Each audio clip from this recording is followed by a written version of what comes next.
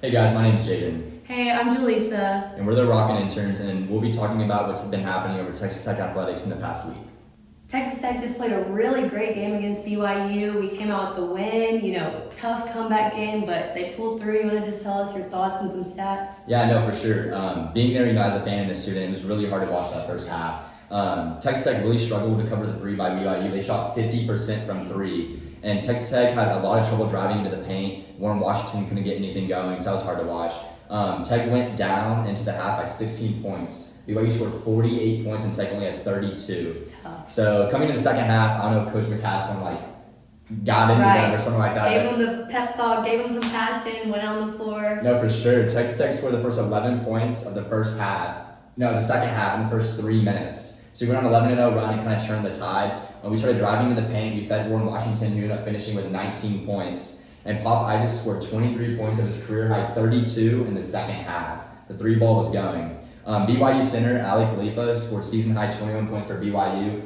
It was really against Warren Washington, just battling back and forth.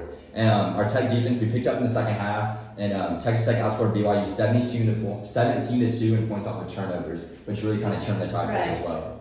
The fans were loud, everything was going our way in the second half. We came out with the win. It's exactly what we needed to do. We beat a higher ranked opponent than us. For sure. Yeah, quad one win. It was a great win. Tech will now face number 11 OU upcoming this Saturday on the road. It's going to be a tough game for them, but I think if they play the way that they did in the second half, we can come out with the win. Tech is currently still number 1 in the Big 12. Yeah, we are. And they also moved up 5 spots in the AP poll, so we're now ranked 20th. So hopefully we can keep climbing up. Yeah, I'm excited to see, and hopefully Joe Toussaint had a little bit of rough game, scoring 5 points. But he'll be back, and hopefully Warren Washington and Pop Isaacs will also be there again. And on to Lady Raider basketball. The Lady Raiders came off a tough loss versus BYU last Saturday, but then they bounced back versus Houston with a huge win. Do you have any comments on that? Yeah, for sure. So, after the BYU game, things were going rough for them, but they had a couple days to practice and ultimately came out with the win against Houston. Started off a little bit slow offensively, but the Lady Raiders won 66-48. Jordan Merritt was the first Lady Raider to score with 2 points, and she actually had a career high of 24 points and was the leading scorer for the Lady Raiders.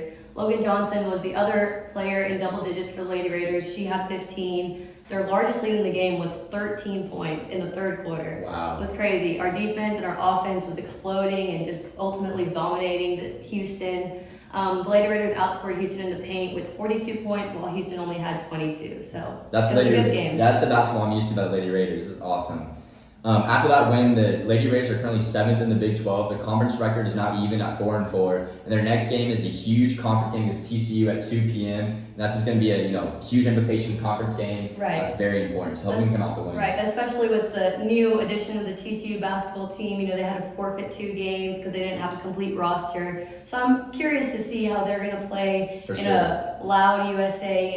So hopefully the fans show out and the Lady Raiders show out and come out with the win. You heard that, fans. You got to bring it to the USA this week. So moving on from Texas Tech basketball, Texas Tech's track has been in the news lately. Yeah. Do you have any comments on that? Yeah, so Texas Tech men's track and field team was recently ranked number 1 in the nation. I mean, come on, how much better can you get than that? Also, the women's track and field team was just recently ranked 9th in the nation. So 2 top 10 track and field teams. That's pretty good to me. Yeah, that's great. I need to go to the track event. You really do. They're a lot of fun. Yeah. And also, congratulations to Maddie White, ex-Texas Tech goalie. She was drafted by Racing Louisville FC in the 4th round of the National Women's Soccer League draft. So huge congratulations to her. Congratulations to her. Man, awesome that's an accomplishment. For sure. Moving on from that, men's tennis just recently won their match in Abilene, and the women's tennis team has 2 matches this week, and so hopefully they come out with 2 wins.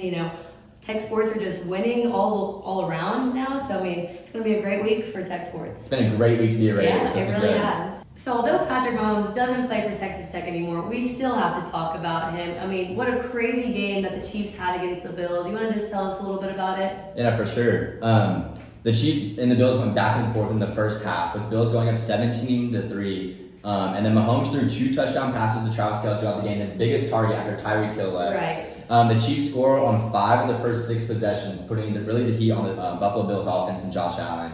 The Chiefs had ended the Bills season in now 3 of the last 4 playoffs. If that's not a rivalry, I don't know what is. Exactly. Even though it's one-sided so far. And also to end the game, Buffalo kicker Tyler Bass had an opportunity to tie the game with about a minute and a half left, and he missed a 44-yard game-tying field goal wide right.